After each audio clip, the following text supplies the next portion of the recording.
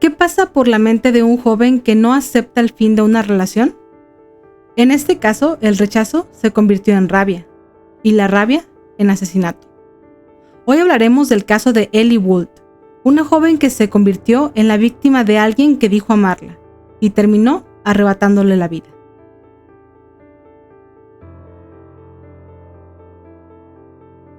Ellie Wood nació el 6 de febrero del 2002 en Calne, un pequeño y tranquilo pueblo de Wiltshire, Inglaterra. Desde muy joven, Ellie se destacó por su carácter sereno y su cercanía con su familia. Sus padres, Matt y Carol Wood, describían a Ellie como una niña sensible, cariñosa y profundamente empática, con una risa contagiosa y un alma brillante. Ellie tenía un hermano menor y juntos compartían una relación muy unida. Desde que era pequeña, Ellie mostró una pasión inmensa por los animales, especialmente por los caballos. Montar a caballo no era solo un pasatiempo, era una parte central de su vida. Participaba regularmente en competencias y soñaba con formar parte de la policía montada británica. Pasaba incontables fines de semana cuidando, cepillando y entrenando con sus caballos. Era su lugar feliz, su refugio. En el colegio, Ellie era aplicada, disciplinada y admirada por sus compañeros y profesores. Tenía una red sólida de amistades con quienes compartía tardes de estudios, salidas y sueños. Nunca fue el tipo de adolescente problemática ni impulsiva. Le gustaba la tranquilidad, la estabilidad y los planes a largo plazo. En su último año en la Hardenhush School, Ellie, de 17 años, se preparaba para presentar sus exámenes para entrar a estudiar psicología en la universidad. Para ese entonces, su vida parecía avanzar en la dirección correcta, y como cualquier adolescente de su edad, había comenzado a experimentar las sensaciones del primer amor. Fue cuando su camino se cruzó con Thomas Griffiths. Thomas Griffiths nació en el 2002 y vivía también en Calne, Wiltshire, a poca distancia de la casa de Ellie Wood. Criado en una familia de clase media, Thomas asistía a la misma escuela que Ellie. A simple vista era un joven común. No tenía antecedentes de violencia ni conflictos en casa. Solo se sabía que su padre recientemente había sido diagnosticado con cáncer. Era educado, reservado y no llamaba especialmente la atención. Sus calificaciones eran promedio y socialmente se movía con normalidad entre sus compañeros.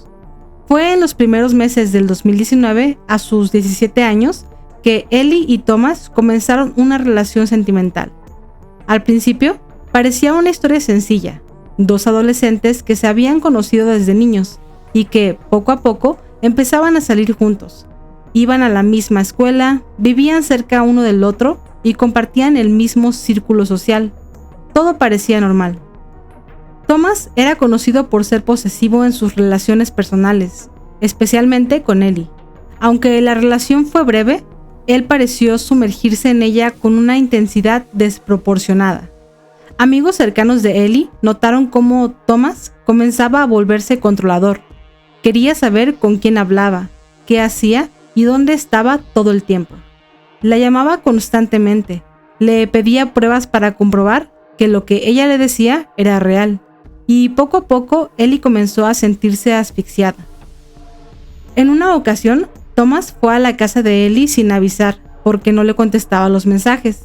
Esto hizo que los padres de Ellie le llamaran la atención por el comportamiento tan impulsivo de su novio. Para ese entonces, Ellie ya había notado que algo no estaba bien. Aunque no hubo violencia física previa, sí existía una presión emocional bastante incómoda. Por esa razón, tomó la decisión de terminar la relación con Thomas. No hubo insultos ni escenas dramáticas.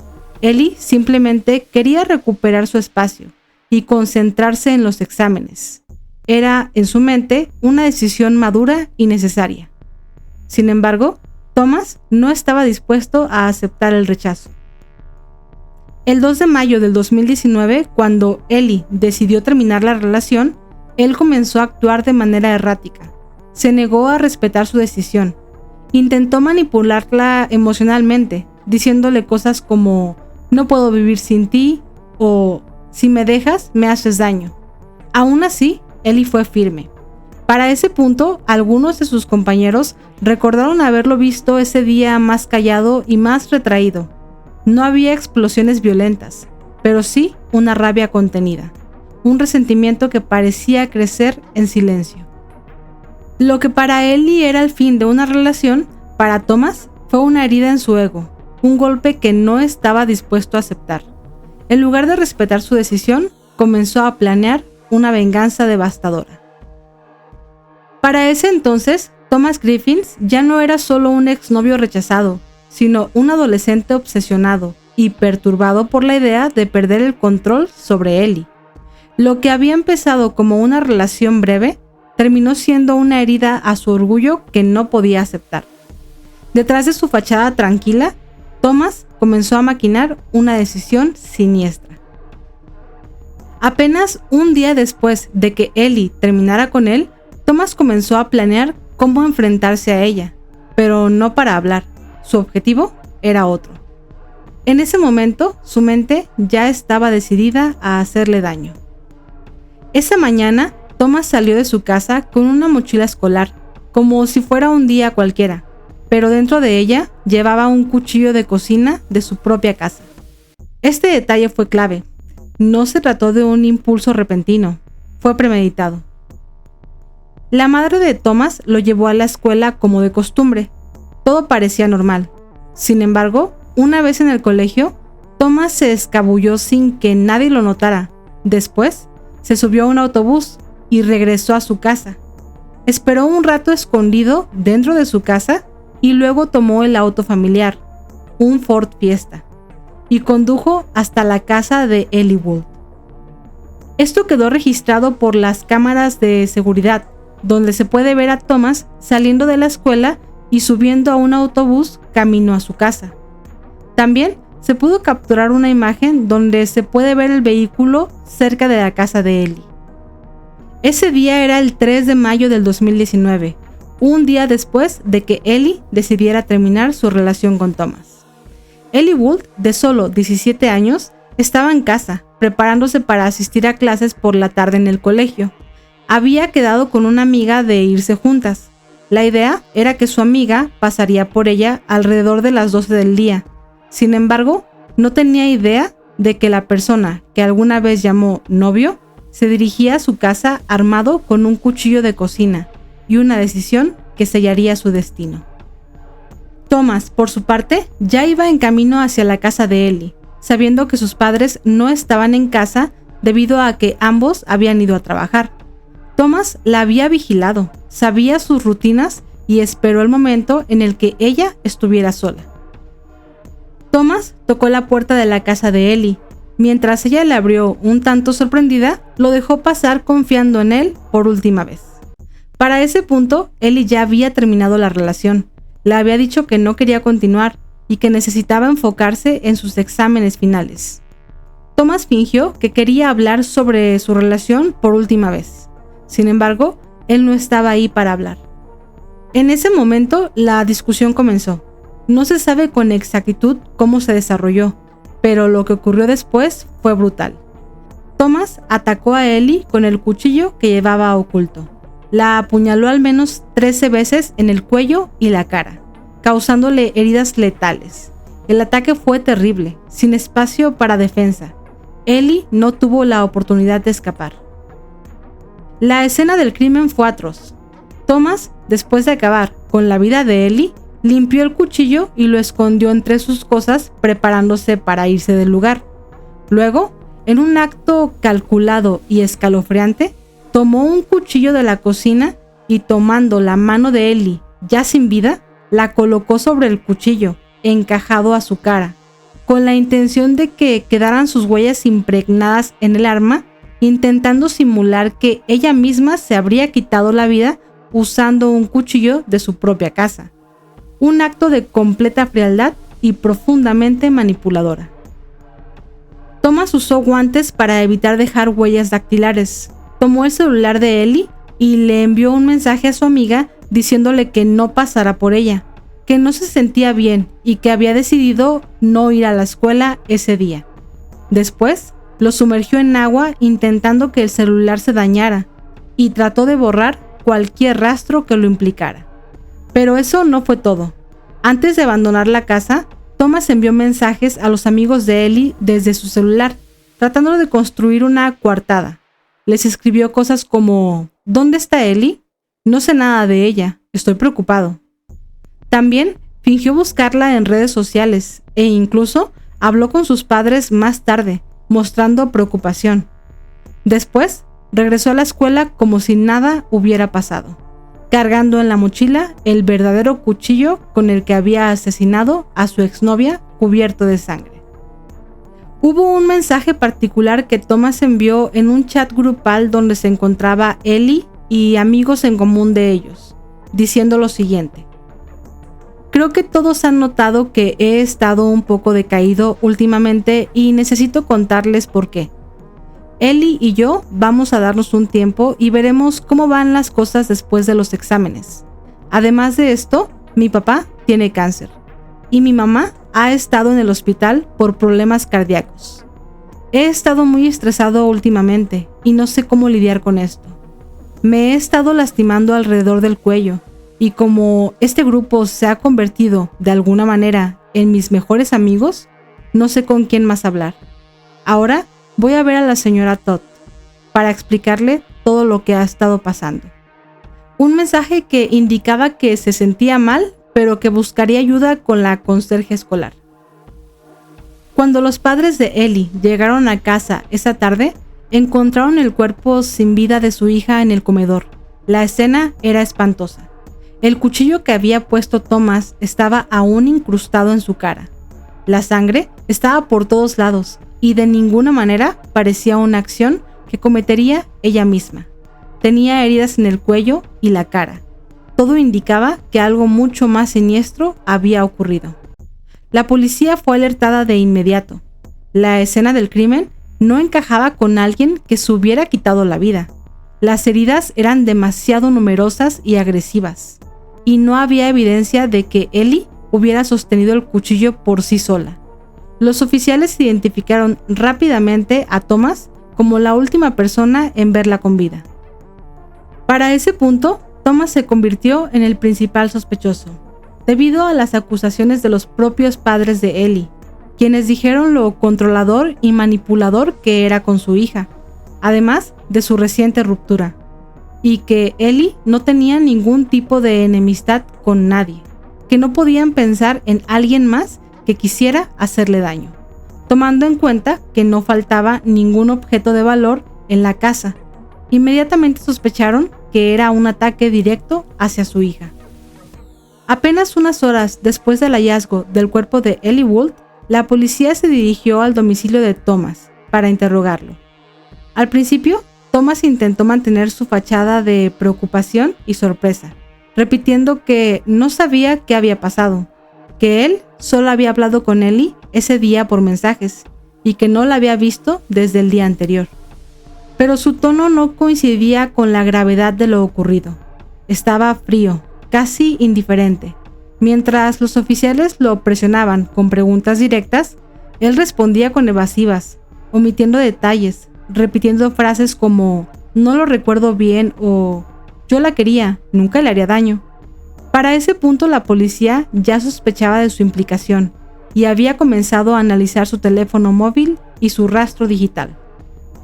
Los detectives notaron contradicciones en su versión.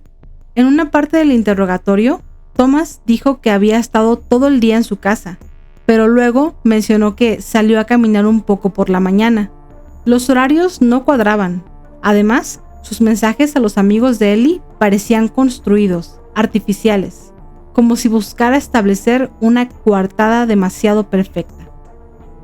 Pero lo que quebró su defensa fue la evidencia. Las cámaras de seguridad de los alrededores mostraron a Thomas saliendo de la casa de Ellie. Además, se encontraron huellas de sangre parcial en su ropa y rastros genéticos en el cuerpo de la víctima. Cuando lo confrontaron con esa información, Thomas se quebró. Comenzó a llorar, pero sus lágrimas no parecían auténticas. No pidió un abogado, no preguntó por sus padres. Solo repitió una y otra vez: no quería hacerle daño. Finalmente confesó. Dijo que discutieron, que perdió el control y que la atacó con un cuchillo de cocina, pero siempre evitó usar la palabra asesinato. Lo llamaba un error, como si con eso pudiera suavizar lo que había hecho. Sin embargo, sus palabras estaban cargadas de miedo y un intento desesperado de justificar lo injustificable. Los detectives sabían que estaban frente a un joven peligroso, con una máscara de normalidad que finalmente se había quebrado. Para ese entonces ya no quedaban dudas. Thomas Griffiths no solo había asesinado a Ellie Wood, sino que había intentado manipular la narrativa desde el primer momento. En los días posteriores al crimen, los investigadores comenzaron a unir las piezas, y lo que encontraron fue demasiado perturbador. Durante la investigación, la policía descubrió que Thomas había hecho búsquedas en su teléfono sobre cómo ocultar evidencia forense, incluyendo búsquedas como ¿cuánto tarda la policía en rastrear mensajes? O ¿cómo borrar huellas dactilares de un arma? Esto confirmó que no fue un acto impulsivo, sino una ejecución fríamente planeada. En el piso de la cocina de la casa de Ellie, los peritos hallaron una huella parcial de palma impregnada en sangre. Esa marca, tan sutil como definitiva, coincidía con la mano derecha de Thomas Griffiths. Mientras los investigadores buscaban alrededor de la casa de Thomas, tratando de encontrar la verdadera arma homicida, los forenses encontraron un cuchillo de cocina, envuelto en un trapo lleno de sangre. No era cualquier cuchillo, provenía directamente de la casa de Thomas. Él mismo lo había llevado con él esa mañana, escondido en su mochila. La autopsia reveló que Ellie había sido apuñalada repetidamente en el cuello y el pecho, y el arma encajaba perfectamente con las heridas. Pero eso no fue todo. Cuando la policía revisó los movimientos de Thomas ese día, descubrieron que, tras cometer el crimen, volvió tranquilamente a su casa para cambiarse de ropa. Además, se encontraron unos tenis de color negro que también estaban manchados de sangre. Luego, tomó un autobús y se dirigió a la escuela como si nada. Los investigadores dedujeron que no supo qué hacer con el cuchillo, así que decidió cargar con él durante su estancia en la escuela para luego pensar en dónde esconderlo. Para ese entonces, los investigadores tenían claro que no se trataba de un acto impulsivo, sino de una acción premeditada, seguida de un intento consciente de encubrimiento.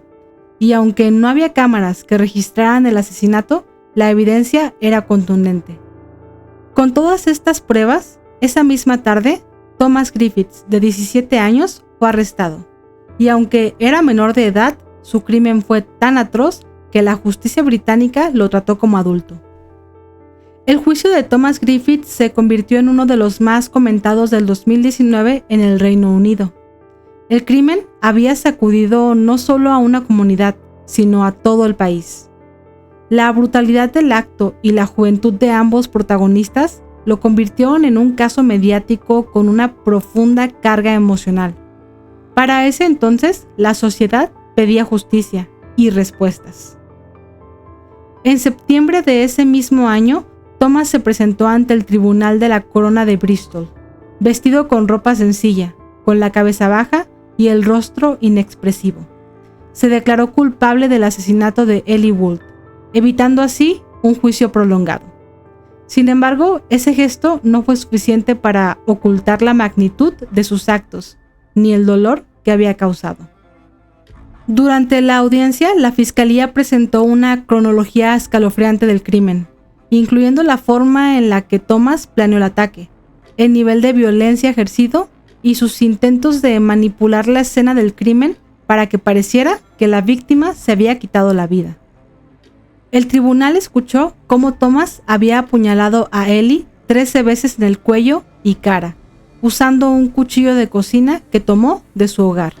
Después del crimen, limpió sus huellas, intentó eliminar pruebas e incluso envió mensajes a los padres de Ellie fingiendo preocupación por no saber nada de ella. Fue un acto meticuloso, no un arrebato. El juez, Peter Johnson, no escatimó en palabras. Declaró que el crimen fue premeditado, brutal y cruel.